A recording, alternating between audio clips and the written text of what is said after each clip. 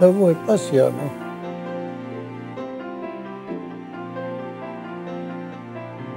Realizacja pewnej mojej koncepcji świata, czy tej części Europy, prawda? Tej części Europy.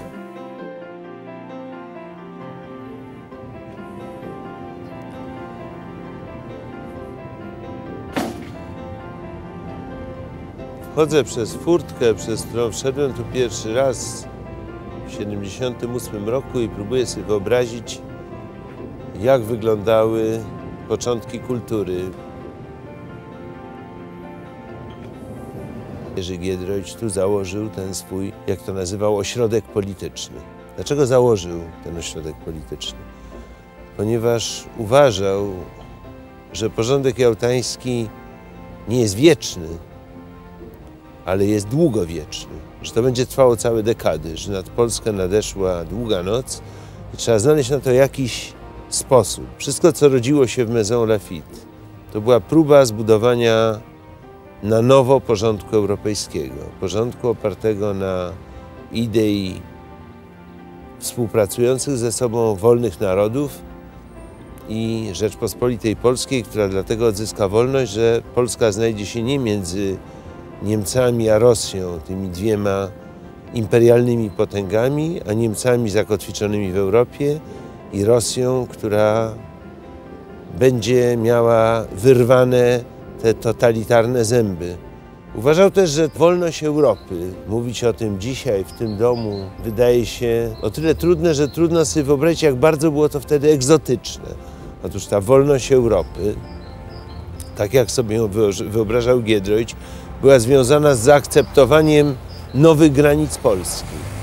To list księdza Majewskiego w tych wczesnych, powojennych latach zadecydował o tym, że właśnie kultura paryska zaczęła mówić o tym, że Polska nie może wrócić do Lwowa ani Wilna, bo Lwów potrzebny jest niezależnej Ukrainie, a Wilno potrzebne jest wolnej Litwie i że jednocześnie z rezygnacją z naszych granic wschodnich trzeba, aby wymusić na Niemcach, żeby pogodziły się z utratą swoich ziem wschodnich. To była formuła, o której mówił, myślał i pisał Jerzy Giedroyć i jego najbliżsi współpracownicy, przede wszystkim Mieroszewski w Londynie.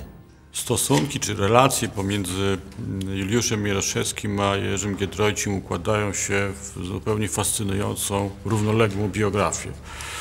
To są osoby urodzone w tym samym roku, w 1906, których dzieje do 1939 roku są bardzo podobne, choć obaj panowie nie spotkali się. Giedroyć redaguje Błąd Młodych i Politykę, natomiast Juliusz Mieroszewski od początku lat 30. pracuje w Ilustrowanym Kurierze Codziennym. Giedroyć i Mieroszewski opuszczają Polskę we wrześniu 1939 roku i są przez cały 1940 rok, czy przez większość 1940 roku w Rumunii, no i potem na Bliskim Wschodzie, gdzie prawdopodobnie się poznają, pracując także w podobnych oddziałach, to znaczy Juliusz Mieroszewski w wydawnictwach Brygady Karpackiej, Jerzy Giedroyć później w oddziale propagandy. Mieroszewski demobilizuje się w Wielkiej Brytanii i od połowy 1947 roku stara się zorganizować sobie życie w Londynie, próbuje publicystyki, pisuje m.in. do tygodnika Orzeł Biały, podejmuje także współpracę z Wiadomościami Mieczysława Grydzewskiego, które są wówczas najwybitniejszym pismem Londynu. Natomiast od 1950 roku, dokładnie od kwietnia, rozpoczyna się jego bardzo ścisła współpraca z kulturą. Zaczyna pełnić funkcję, praktycznie rzecz biorąc, wyraziciela linii politycznej kultury. Mieroszewski reagował na wydarzenia polityczne, które były z punktu widzenia kultury czy Giedroycia istotne, w sposób taki, jaki wyobrażał sobie Giedroyć.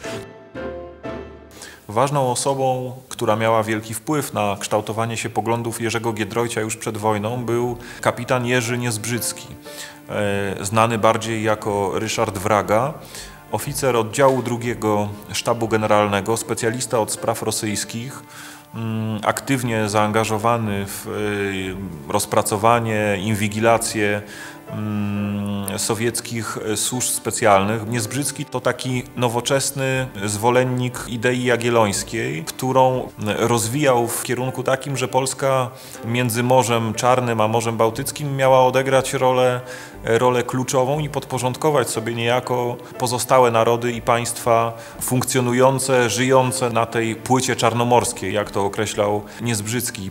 Kontakty między nimi przetrwały okres wojny i później po wojnie Ryszard Wraga, już rzadziej Jerzy Niezbrzycki, publikuje na łamach Kultury Paryskiej. Dla redaktora pobyt na Zachodzie to był gorzki wybór. Tym bardziej ważne dla Jerzego Giedroycia były przyjaźnie z ludźmi, których znał wiele lat. Leopold Łabędź, Józef Maria Bocheński, plus jeszcze Zbigniew Brzeziński. Tworzyli taką grupę bardzo wybitnych sowietologów. Zbigniew Brzeziński był zaangażowany w politykę amerykańską, starał się na nią oddziaływać, wpływać, ją kształtować. Leopold Łabędź, profesor w Londynie, który przez całe swoje życie wydawał czasopismo Serway, czasopismo poświęcone ruchowi komunistycznemu. To był wielki znawca problematyki międzynarodowej komunizmu, szanowany na całym świecie wychowawca pokoleń sowietologów. Podobnie było z Józefem Marią Bocheńskim, który był wybitnym filozofem, logikiem, dominikaninem, a jednocześnie założył najważniejszy w Europie Instytut Sowietologii, który zajmował się myślą sowiecką, myślą marksistowską i wychowywał znawców rosyjskiej myśli filozoficznej. To właściwie jest imponujące, jak potrafili wykonywać tą swoją żołnierską przysięgę przez tyle lat po wojnie, bo dla wszystkich tych ludzi, których wymieniłem, to, co robili na emigracji, było dalszym ciągiem służby żołnierskiej, tyle że w momencie, kiedy już walka zbrojna nie była możliwa. Kultura była pismem drugiego korpusu. Instytut Literacki powstał w oparciu o pożyczkę, jaką drugi korpus udzielił Instytutowi. Pierwszy konflikt pomiędzy kulturą a Londynem to jest konflikt opublikowany w roku 1948 w Kulturze. Fragment reportażu Aleksandra Janty-Połczyńskiego „Wracam z Polski”. Tekst, który został przyjęty w Londynie niemal jako schodzenie z linii niepodległościowej, prawda? To znaczy, czytając ten tekst w Londynie zadawano sobie pytanie, to jeśli w emigracyjnych pismach ukazują się takie teksty, właśnie po co my jesteśmy na emigracji, to wróćmy do Polski. I Anders zdecydował o tym, żeby numer Kultury z tym fragmentem reportażu z obiegu w Londynie wycofać. Ten konflikt Giedroyć wykorzystał, czy zareagował na ten konflikt po swojemu, to znaczy uznał, że to jest bardzo dobry moment do tego, żeby kulturę uniezależniać od Andersa. Pożyczka została spłacona i po tej awanturze drogi kultury i Londynu, a więc można inaczej powiedzieć drogi kultury i Andersa, zaczynają się już wyraźnie rozchodzić. Nie znaczy to, że pomysły, którym hołdował Anders i Giedroyć, były cały czas zupełnie różne. Myślę tutaj o takiej kwestii, o której myślano w Londynie, ale także o której realizację bardzo zabiegał, to się nie udało. Jerzy Giedroyć o budowę czy odtwarzanie Wojska Polskiego na obczyźnie w okresie wojny koreańskiej. Punkt wyjścia Londynu i kultury jest bardzo podobny. Tą intencją, tym celem działania jest oczywiście odzyskanie przez Polskę niepodległości, ale środki, metody, pomysły polityczne, język, w którym te pomysły są materializowane, jest zupełnie różny. Manifest Demokratyczny to dokument programowy, jeden z najważniejszych w dziejach kultury, opracowany przez księdza Józefa Bocheńskiego, drukowany na łamach Kultury w numerze 9 z roku 1951. Idee przewodnie Manifestu Demokratycznego sprowadzały się do konstatacji, że największym zagrożeniem dla Europy, dla narodów Europy jest sowiecki totalitaryzm.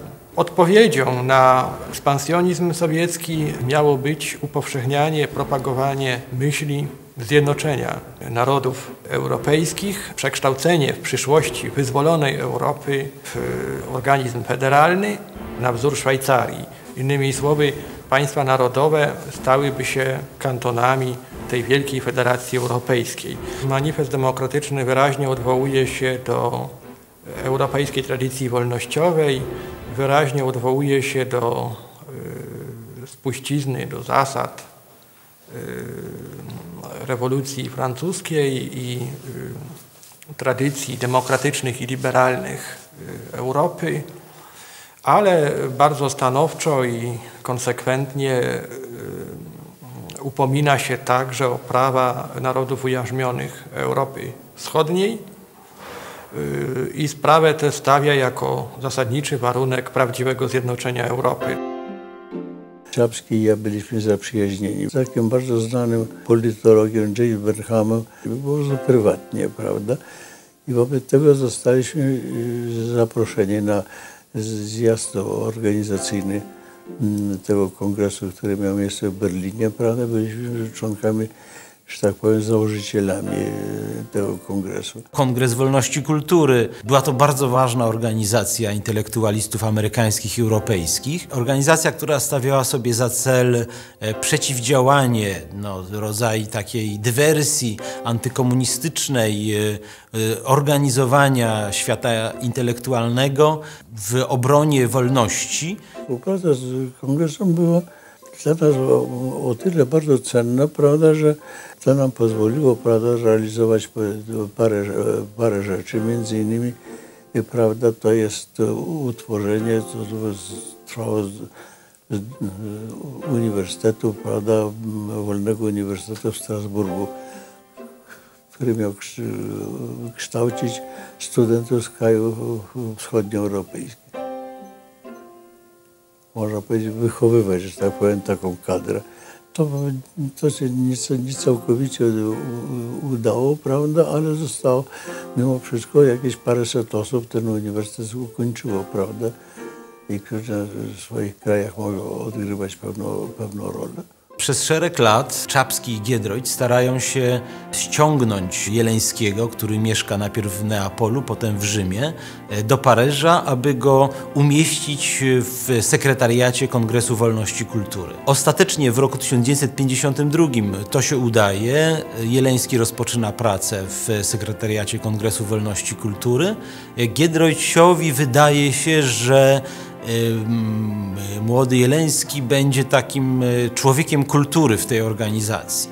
Znaczy, że będzie kimś, kto będzie nie tylko reprezentował kulturę, ale właśnie będzie takim agentem Instytutu Literackiego, a jego pierwszą lojalnością będzie właśnie kultura. Nic takiego się nie dzieje. Jeleński jednak jest przede wszystkim urzędnikiem kongresu, działaczem kongresu, jeśli tak można powiedzieć.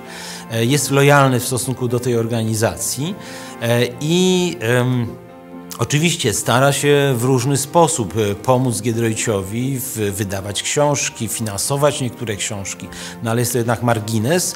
Oni bardzo nam pomogli jak w zalansowaniu Gombrowicza na terenie międzynarodowym. Dlatego, że ich to bardzo zainteresowało, także kongres podjął się finansowania tłumaczeń jego książek, prawda, i w ogóle zalansowania jego. Tak samo bardzo pomogli Miłoszowi, prawda, jak wybrał wolność, po prostu drukując jego eseje. Koniec przyjaźni pomiędzy Niezbrzyckim a Giedroyciem wynika z różnicy zdań na temat przyjazdu i osiedlenia się na zachodzie Czesława Miłosza. Dla Niezbrzyckiego Miłosz będzie symbolem tego wszystkiego, co zdradzieckie i PRL-owskie. Wypominał Miłoszowi, że był po wojnie częścią aparatu partyjno-państwowego, bo był pracownikiem dyplomacji PRL i uznawał, że nie można po prostu tak zwyczajnie powitać Czesława Miłosza na emigracji i stworzyć mu warunki do całkowicie swobodnego działania. Niezbrzycki oskarżył Czesława Miłosza o to, że jest po prostu jakąś wtyczką komunistyczną, ubecką. Doszło do scysji z Jerzym Giedroyciem, który zobligował niejako Jerzego Niezbrzyckiego do tego, żeby przedstawił jakieś dowody na podparcie swoich tez. No ten oczywiście nie był w stanie udowodnić w jakikolwiek sposób agenturalnej działalności Czesława Miłosza i w ten sposób przyjaźń Giedroycia i Niezbrzyckiego się zakończyła i losy się rozjechały. Poznaliśmy się w 1950 roku podczas Kongresu Wolności i Kultury w Berlinie Zachodnim i wynikła stała współpraca.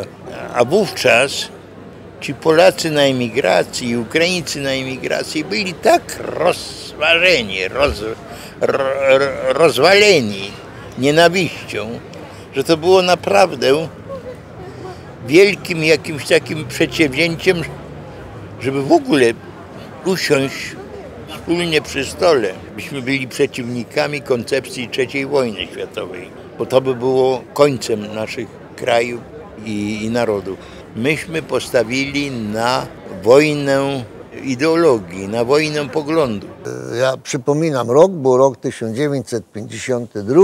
Wtedy się właściwie wszystko zaczęło. Wtedy powstał ten plan, który się określa takim skrótem ULB, to znaczy Ukraina, Litwa i Białoruś. Rzucenie hasła rezygnacji z Lwowa na rzecz Ukrainy i z Wilna na rzecz Litwy było po prostu szaleństwem i tak zresztą zostało potraktowane. Kiedy Kultura wydrukowała list księdza Majewskiego, który pisał chyba, jeżeli pamiętam, z południowej Afryki, że właśnie tak należy zrobić, że sztandar ukraiński ma powiewać w Lwowie, a litewski w Wilnie, bo inaczej Polska nie tylko nie będzie miała z tymi krajami sąsiednimi dobrych stosunków, ale sama nie będzie miała prawa do rewindykowania Wrocławia czy Szczecina, to wtedy przecież cała polska emigracja z minimalnymi wyjątkami uznała, że Giedroyć to jest zdrajca. Ideologia, prawda, jagiellońska to jest wielkie osiągnięcie, prawda. Ich odebranie jest przykładem imperializmu polskiego. Litwini, prawda, jak się mówi, prawda, o wszystkich uniach i tak dalej, no myśmy przecież zabrali całą inteligencję, spolonizowaliśmy, prawda. Myśmy tą inteligencję, wyższe warstwy litewskie całkowicie spolonizowaliśmy, prawda. Ja zresztą jestem najlepszym tego przykładem, prawda. Moja rodzina jest, można powiedzieć, rdzenie litewska, całkowicie spolonizowana, prawda. Fenomenem politycznym czy przejawem myślenia kultury powinno być przyleganie do rzeczywistości. Jeśli w kraju otwierają się jakieś możliwości działania, to myśmy powinni z tych możliwości działania korzystać. W 1955 roku wykorzystuje do tego tak zwany list 48. To jest taki zabieg propagandowy Warszawy, która chce, korzystając właśnie z tego rozluźnienia politycznego, praktycznie zlikwidować emigrację. To jest list intelektualistów wzywających do powrotu. I Giedroyć reaguje na to w taki sposób, że zaprasza sygnatariuszy tego listu do tego, żeby porozmawiać na temat spraw kraju i emigracji w tym zakresie, którego dotyczy list, w Maison Lafitte, wiedząc przecież, że władze nie wydadzą zgody tym osobom na to, żeby one przyjechały do Kultury i taką dyskusję podjęły. Wydarzenia poznańskie w czerwcu 1956 roku Kultura oceniała jako niezwykle ważną zapowiedź nowego zjawiska, a tym zjawiskiem był fenomen buntu robotniczego. W Paryżu odbyła się wówczas manifestacja zorganizowana przez Kulturę, manifestacja poparcia dla robotników poznańskich, która miała pewien rezonans w prasie francuskiej i w ogóle w opinii zachodniej. Był też jeszcze pomysł wniesienia tej sprawy pod obrady Organizacji Narodów Zjednoczonych. Bardzo szybko wydarzenia węgierskie 1956 roku i polski październik niejako przyćmiły rezonans, jaki poznański zryw robotniczy wówczas wywołał. W październiku 1956 roku Giedroyć niemal w manifestacyjny sposób udziela poparcia Władysławowi Gomułce. Do listopadowego numeru Kultury dołączone zostało przemówienie, które wygłosił Władysław Gomułka po wyborze na stanowisko pierwszego sekretarza. Przemówienie, które opatrzył wstępem i komentarzem Juliusz Mieroszewski, w którym udzielał kredytu Władysławowi Gomułce, uzależniając przyznanie tego kredytu zaufania politycznego od polityki, jaką zakładano, że Gomułka będzie prowadził. Chodziło przede wszystkim o liberalizację stosunków wewnętrznych, demokratyzowanie sytuacji w kraju i uniezależnianie się od Związku Radzieckiego. Byliśmy przekonani, że to jest pierwsza próba ze strony jakiegoś narodowego komunizmu prowadzenia polityki stosunkowo niezależnej w stosunku do Związku Sowieckiego i że będą reformy Gomułki szły w tym kierunku. I dlatego udzieliliśmy poparcia w tym sensie, że ogłosiliśmy wbrew zresztą innych organizacjom, że należy do wyborów sejmowych, które wtedy się zbliżały, głosować, ale ze skreśleniami. Idea pożyczki Europejskiej Wspólnoty Węgla i Stali dla Polski zrodziła się w głowie Jerzego Giedroycia w roku 1956. Idea pożyczki sprowadzała się do pomysłu udzielenia Polsce przez Wspólnotę Węgla i Stali kredytu. Kredyt ten byłby przez Polskę spłacony dostawami węgla. Redaktor kultury usiłował tą ideą zainteresować polityków i dyplomatów zachodnich, przede wszystkim francuskich. Pomysł ten nie leżał w sferze zainteresowań samego rządu PRL. Gomułka musiałby się liczyć ze stanowiskiem Związku Sowieckiego. No i to trwało, ale okazało się, że nasza kalkulacja była mylna. Zaczęły się represje ze strony Gomułki, zamknięcie po prostu, prawda? To było dla nas momentem takim kluczowym, gdzieśmy prawda, wobec tego podjęliśmy w dalszym ciągu zwalczanie Gomułki i tego ustroju. Juliusz Mieroszewski konstruuje wówczas taką koncepcję ewolucjonizmu, która wychodzi z przekonania, że system jednak jest zdolny do zmiany, że system komunistyczny jest zdolny do zmiany ze społecznego punktu widzenia kierunku, jest krótko mówiąc zdolny właśnie do zmiany demokratyzacyjnej. I to trzeba wykorzystywać w jaki sposób? Stymulując tego typu zmiany, to znaczy skłaniając społeczeństwo, przede wszystkim elity, do działań, które definiować można jako stawianie ostrożnych postulatów, upominanie się o przestrzeganie prawa. Krótko mówiąc, intencją Giedroycia i istotą ewolucjonizmu jest wprawianie tego systemu w dryf o charakterze demokratyzacyjnym. Dużą rolę w tym koncepcie odgrywają książki, które wówczas ukazują się w Bibliotece Kultury. To są książki, które można by określić mianem takiej literatury rewizjonistycznej. To znaczy właśnie książki, które są kwestionowaniem marksizmu czy rzeczywistości komunistycznej z perspektywy lewicowej albo nawet z perspektywy marksistowskiej. Uważa, że tego typu literatura odegra ogromną rolę i jeśli jej czytelnikami będą intelektualiści krajowi bez względu na ich stosunek do tej rzeczywistości i jeśli, zakładając oczywiście, że oni książki te by czytali, przedstawiciele władzy. Partia i KC samo poprzez ambasadę kupowało pewną ilość egzemplarzy w Paryżu do użytku, że tak powiem, partyjnego. Ja sam spotkałem paru byłych dygnitarzy, którzy z dumą mi opowiadali, jak to oni regularnie czytywali kultury. Teichmann mi opowiedział, były członek biura politycznego, że on kazał sobie przesyłać kultury egzemplarz, który był przeznaczony dla Kisielewskiego.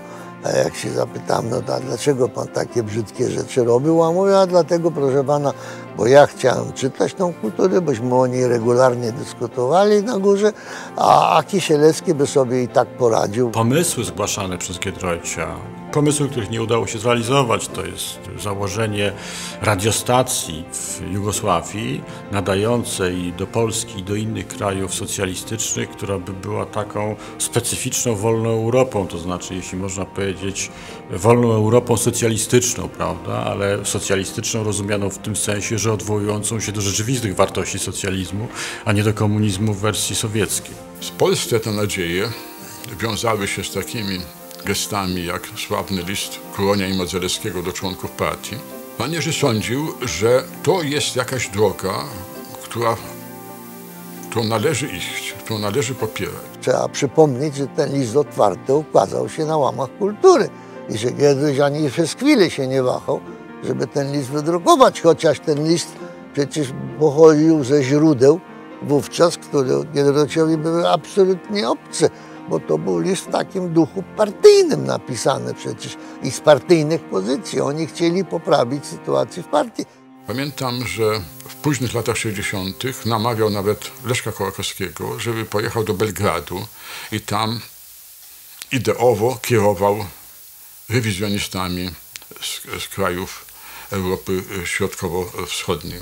Byłoby to ugrupowanie tworzące jakąś płaszczyznę współpracy przede wszystkim intelektualistów, emigrantów z krajów bloku wschodniego, którzy podjęli jakiś rozrachunek ze swoją komunistyczną przeszłością, którzy propagowali idee określane mianem rewizjonizmu. Oczywiście Kołakowski nie miał żadnego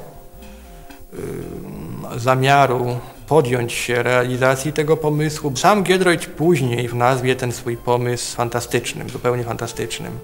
Na pewno Jerzy Giedroyć jako redaktor, jako polityk rozumiał znaczenie robotników, używając znowu tego żargonu marksistowskiego, tego co się nazywa klasą robotniczą. On to rozumiał, jako jeden z nielicznych wiedział, że bez tego tu nie mogą zajść zmiany, ale jednocześnie jako człowiek wychowany w II Rzeczypospolitej, jako człowiek wywodzący się z pewnego rodzaju elity politycznej Polski międzywojennej, tak naprawdę uważał, że jakiekolwiek zmiany w Polsce mogą dojść do skutku, czy mogą być zrealizowane poprzez czy dzięki elitom. Poszukiwał jakby swoich sprzymierzeńców. No dla niego takim sprzymierzeńcem naturalnym stały się dzieci komunistycznych dygnitarzy. On potraktował ten zbuntowane pokolenie 68 roku jako swoich sprzymierzeńców.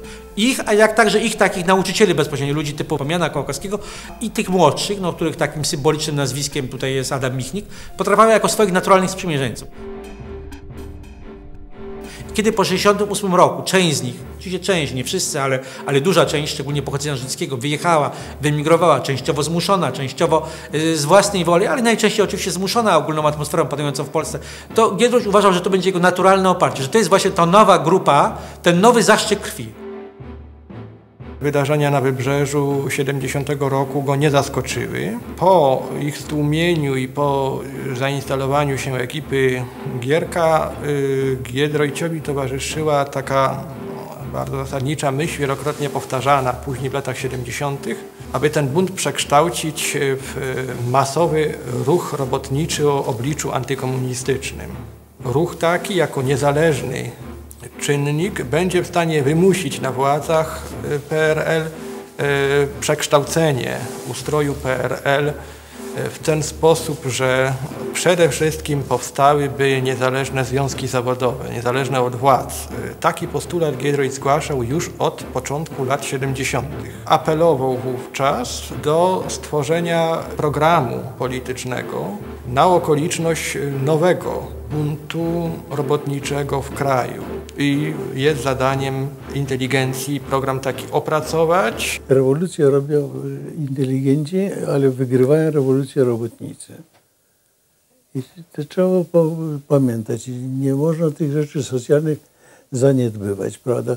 Tutaj takim przykładem, klasycznym przykładem był chociażby Piłsudski.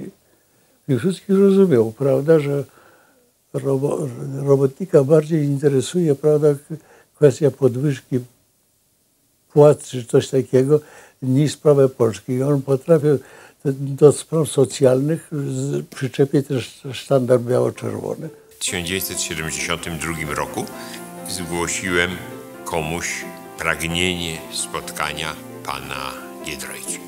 Nasze spotkanie miało miejsce w restauracji dworcowej Paris Saint-Lazare.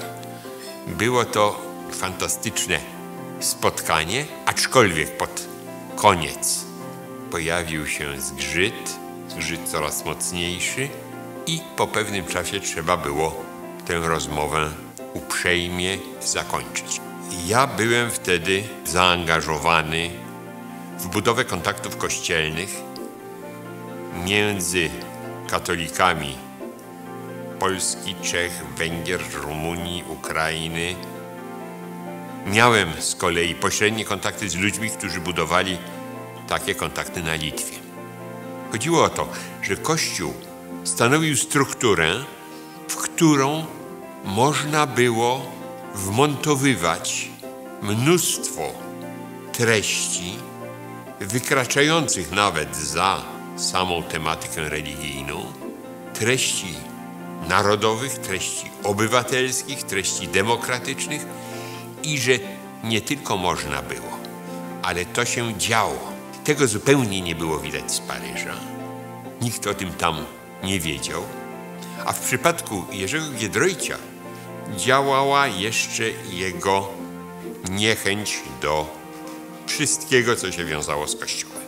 Była to niechęć zaczynająca się po prostu od lekceważenia zjawiska wiary, a skoncentrowana na nieufności wobec wszelkiej działalności społecznej Kościoła. On rzucał wielką ideę nawiązującą do dawnego federalizmu. On nas pobudzał, psychicznie zmuszał do działania. Natomiast nasze działania, czy 70% naszych działań, przebiegało poza sferą, którą on sobie potrafił wyobrazić. Bywało, że prasa sowiecka coś niedobrego pisała o kulturze. No to dla nas było jasne, że trzeba rozumieć, że to jest coś dobrego.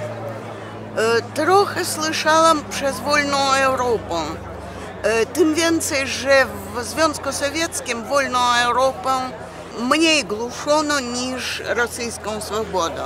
W 1972 roku, to znaczy po tym, jak odsiedziałam, to przyjechał do mnie młody wtedy chłopiec, Paweł Korzec z Amsterdama, już wprost od Giedroycia. Przywiózł mi drugi rosyjski numer kultury.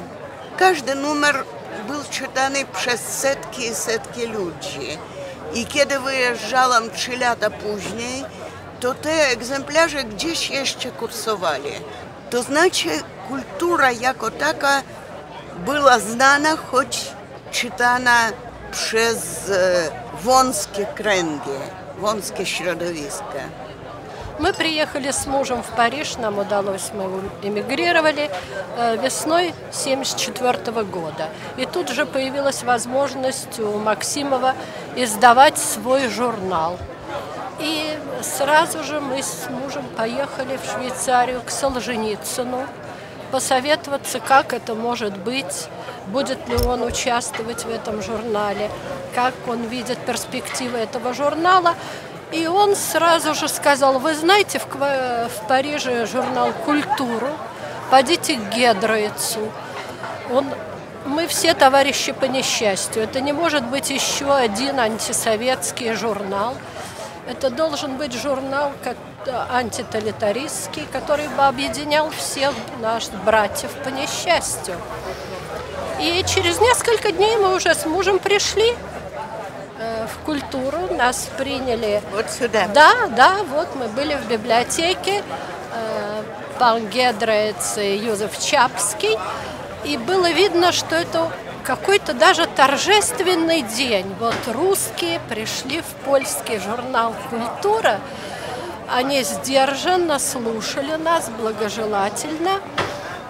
И, пожалуй, сразу было видно, что контакт получился. И через несколько дней мы получили письмо от пана Гедройца, я его на днях держала в руках, что да, мы принимаем ваше предложение, и мы будем участвовать в редколлегии журнала «Континент». Myśmy potrafili jednak uzyskać rzecz, która zdawała się niewiarygodną. To znaczy, że intelektualiści, przywódcy intelektualnie emigracji rosyjskiej, jak Solżenicyn i inni, podpisali deklarację, prawda, uznającą niepodległość Ukrainy. To jest rzecz, która była dla przeciętnego Rosjanina nie do pomyślenia, prawda. Prawdziwym dramatem dla Giedroycia jest choroba Mieroszewskiego, który choruje na raka. Umiera w czerwcu 1976 roku, kiedy Giedroyciowi wydaje się, i to nie jest przekonanie odległe od prawdy, że program kultury zyskuje realizację w kraju. Dni dzielą śmierć Mieroszewskiego od wypadków w Radomiu i w Ursusie. 2 miesiące od powstania KOR-u. Ten scenariusz, którego świadkiem była Polska w czerwcu 1976 roku, to znaczy Radom i Ursus, to było coś, co niejako wynikało z publicystyki, z przekonań Mieroszewskiego. Dramatyczna końcówka korespondencji, kiedy Mieroszewski już nie może odpowiadać na listy, na te listy częściowo odpowiada żona. Jest takim przeżyciem dla Giedroycia, że on ma poczucie, że w momencie, kiedy akcja kultury od 1956 roku prowadzona niejako się materializuje, no tej akcji nie będzie miał kto prowadzić. Przez wiele lat żywił kult Adama Michnika. Próbował bardzo nawiązać bliskie kontakty z Aleksandrem Smolarem, w ogóle z obydwoma braćmi Smolarami. Potem się okazało, że to było zupełnie co innego. To nie tylko była różnica mentalności, różnica jakby pewnego etosu, pewnego stylu życia, także zapatrywań politycznych. To byli ludzie jednak, młodzi ludzie, ale jednak już przesiąknięci ideologią komunistyczną. Oni w zasadzie chcieli walczyć o czysty socjalizm. I to porozumienie Giedroycia z nimi mogło być co najwyżej porozumieniem taktycznym. Na pewno nie mogło być porozumieniem strategicznym. Tymczasem Giedroyć wydawało mu się, że to będzie porozumienie strategiczne. Że to będzie jakiś wspólny kierunek, gdzie wspólny nurt, w którym on znajdzie tych młodych sprzymierzeńców, którzy będą kontynuować jego dzieło. Nawet jeżeli Giedroyć sobie kiedyś wyobrażał, że stanie się takim swego rodzaju liderem tego obozu, i to się bardzo szybko okazało, że ta grupa ma innych liderów, że takim oczywiście ideowym ich przywódcą, czy takim autorytetem duchowym będzie oczywiście zawsze Leszek Kołakowski, że z kolei organizacyjnym autorytetem będzie na pewno w większym stopniu Aleksander Smolar czy Krzysztof Pomian niż Jerzy Giedroyć. Kiedy pierwszy raz znalazłem się niemal 30 lat temu w tym miejscu i siedziałem na tym krześle i przede mną siedział Jerzy Giedroyć, miałem poczucie, że dane mi jest rozmawiać z człowiekiem niezwykłym. Człowiekiem, który ma wizję Polski, odważną, przez wiele lat dojrzewającą, poddaną krytyce i poddającą się krytyce, ale wizję. Miał swoją wizję polityki zagranicznej, zanim Polska była wolna i niepodległa i zanim mogła świadomie poprzez swoich ministrów, premierów, prezydenta tę politykę kształtować, tak jak dzieje się to dzisiaj. Do czego ta polityka się sprowadzała? Do właściwego osadzenia Polski między wschodem a zachodem. Giedroyć uważał zawsze, że tym będziemy na zachodzie, czym będziemy umieli być na wschodzie i w Europie Centralnej, wśród naszych najbliższych sąsiadów. Z drugiej strony był otwarty na Europę. Widział Polskę w Europie i kultura jak mało kto, zanim Polska jeszcze odzyskała niepodległość, przestrzegała przed tym, że w komunizmie straciliśmy co najmniej ćwierć wieku. Nie uczestniczymy w obiegu myśli światowej, myśli europejskiej. Nie uczestniczymy w cywilizacji ekonomicznej, organizacyjnej, technicznej Zachodu. I kultura zawsze stara się to przybliżyć. Wypracowanie formuły niewchodzenia w konflikty zbyteczne lub w konflikty zaprzeszłe, a przygotowanie się do konfliktów przyszłych. A to była pewna oś, pewna linia kultury paryskiej.